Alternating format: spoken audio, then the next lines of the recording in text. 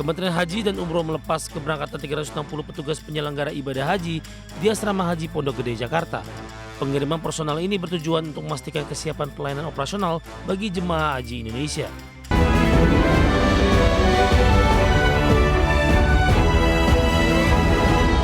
Pemirsa, Kementerian Haji dan Umroh melepas keberangkatan 360 petugas penyelenggara ibadah haji di Asrama Haji Pondok Gede, Jakarta. Ya, keberadaan petugas dinilai menjadi penentu keberhasilan penyelenggaraan haji secara keseluruhan.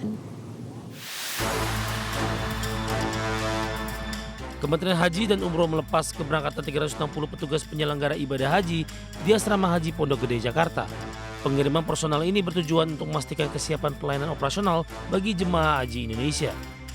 Dalam arahannya, Wakil Menteri Haji dan Umroh Dhanil Anzar Simanjuntak menegaskan keberadaan petugas merupakan penentu keberhasilan penyelenggaraan haji secara keseluruhan. Petugas diminta menjaga kepercayaan publik dan ekspektasi besar yang diletakkan di pundak mereka. Kami titip sepenuhnya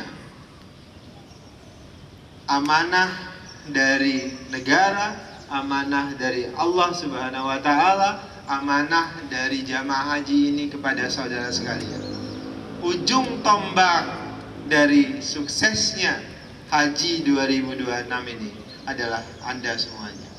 Dengan latar keragaman profil jemaah dan pendekatan pelayanan yang berbeda-beda, Daniel meminta tidak ada diskriminasi dalam pemberian bantuan kepada jamaah selama berada di Tanah Suci. Jakarta, Tim Liputan ADXN. Ya, pemerintah mencatat penurunan biaya haji hingga 7 juta rupiah per jamaah sejak 2024. Penurunan biaya haji ini menjadi bagian dari upaya pemerintah dalam meningkatkan aksesibilitas masyarakat terhadap ibadah haji. Pemerintah mencatat pencapaian signifikan dalam menekan biaya penyelenggaraan ibadah haji dalam 2 tahun terakhir. Di tengah tekanan ekonomi global dan fluktuasi nilai tukar rupiah, biaya haji justru berhasil diturunkan hingga 7 juta rupiah per jamaah sejak 2024. Angka ini dinilai cukup signifikan mengingat besarnya tantangan yang dihadapi pemerintah dalam menjaga stabilitas biaya. Menteri Haji dan Umroh Muhammad Irfan Yusuf mengungkapkan penurunan biaya haji ini menjadi bagian dari upaya pemerintah dalam meningkatkan aksesibilitas masyarakat terhadap ibadah haji, sekaligus menjaga keberlanjutan sistem pembiayaan. Mengingat pemerintah menghadapi tantangan serius yang berasal dari faktor eksternal, terutama fluktuasi nilai tukar rupiah terhadap mata uang asing. Kemudian tahun ini dengan kerjasama dengan DPR Komisi 8 tentu kita hitung-hitung lagi, udah adil lagi. Alhamdulillah kita bisa tekan lagi menjadi di bawah, turun 2 juta menjadi 87,sekian juta. Sementara yang harus dibayar oleh jamaah haji adalah 54 juta sekian. Sementara yang 33 juta sekian itu dibayar melalui nilai manfaat dana yang dikelola oleh BPKH. Jadi selama 2 tahun ini pemerintah sudah menurunkan biaya haji sebesar 7 juta rupiah. Penurunan biaya haji di tengah tekanan nilai tukar rupiah ini menunjukkan adanya strategi efisiensi yang dijalankan pemerintah. Langkah ini tidak hanya mencerminkan pengelolaan anggaran yang lebih baik, tetapi juga respons terhadap kondisi ekonomi global yang dinamis. Jakarta, Tim Liputan ADXN.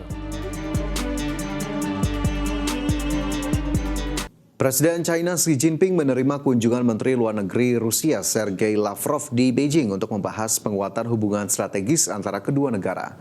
Pertemuan tingkat tinggi ini menyoroti peran penting aliansi Moskow-Beijing dalam menjaga stabilitas internasional di tengah situasi dunia yang kian tidak menentu. Menteri Luar Negeri Rusia Sergei Lavrov menegaskan bahwa hubungan antara Rusia dan Tiongkok saat ini memiliki peran krusial sebagai faktor stabilisasi di tingkat global. Bahkan kerjasama kedua negara menjadi sangat penting bagi negara lain yang menginginkan kondisi dunia kembali stabil dan berkelanjutan. Dalam kesempatan yang sama, Presiden Xi Jinping juga menilai bahwa hubungan Rusia dan Tiongkok semakin meningkat seiring dengan munculnya berbagai ketidakpastian global, sekaligus menyepakati penguatan koordinasi guna melindungi kepentingan nasional masing-masing. Selain fokus pada hubungan bilateral, Xi dan Lavrov juga menekankan pentingnya dukungan terhadap negara-negara berkembang yang diharapkan mampu memberikan perlindungan bagi kepentingan negara dalam kancah politik dan ekonomi internasional.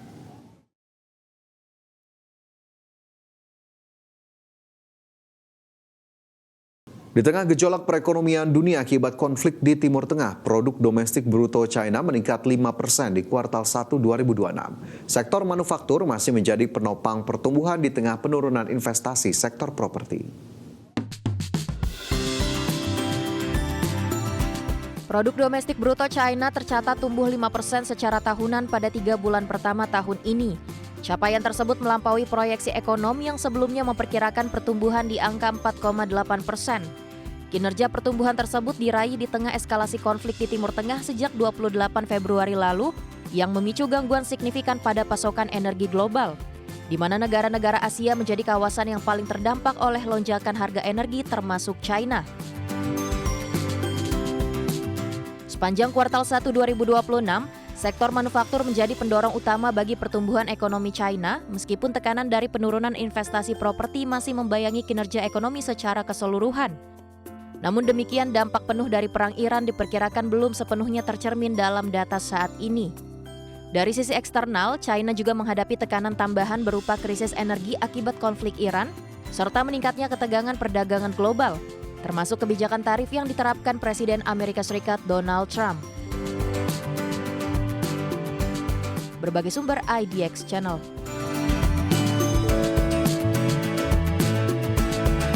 Perdana Menteri Jepang Sanae Takaichi mengumumkan komitmen besar untuk membantu negara di Asia Tenggara dalam menghadapi tantangan krisis energi global, di mana pemerintah negeri Sakura meluncurkan dana bantuan mencapai 171 triliun rupiah yang disalurkan melalui inisiatif bernama Power Asia. Pemerintah Jepang mengumumkan komitmen besar untuk membantu negara-negara di Asia Tenggara dalam menghadapi tantangan krisis energi global. Perdana Menteri Jepang Sanae Takaichi resmi meluncurkan dana bantuan sebesar 10 miliar dolar Amerika Serikat atau sekitar 171 triliun rupiah yang disalurkan melalui inisiatif bernama Power Asia.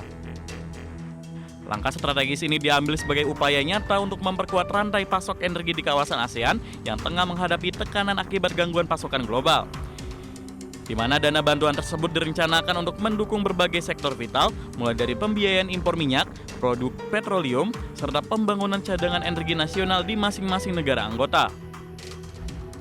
Selain berfokus pada pemenuhan kebutuhan bahan bakar fosil jangka pendek, program Power Asia juga membawa misi jangka panjang bagi keberlanjutan energi di Asia Tenggara. Bantuan ini bertujuan untuk mendorong diversifikasi energi serta meningkatkan efisiensi penggunaan sumber daya di kawasan tersebut. Adapun nilai bantuan sebesar 10 miliar dolar Amerika Serikat ini diklaim setara dengan total kebutuhan impor minyak seluruh negara ASEAN selama 1 tahun. Dengan besarnya skala bantuan, Jepang berharap dapat memitigasi dampak krisis energi, memperkokoh stabilitas ekonomi regional, serta menciptakan kerjasama yang lebih erat antar negara Asia dalam menghadapi berbagai gangguan pasokan energi. Berbagai sumber IDX Channel.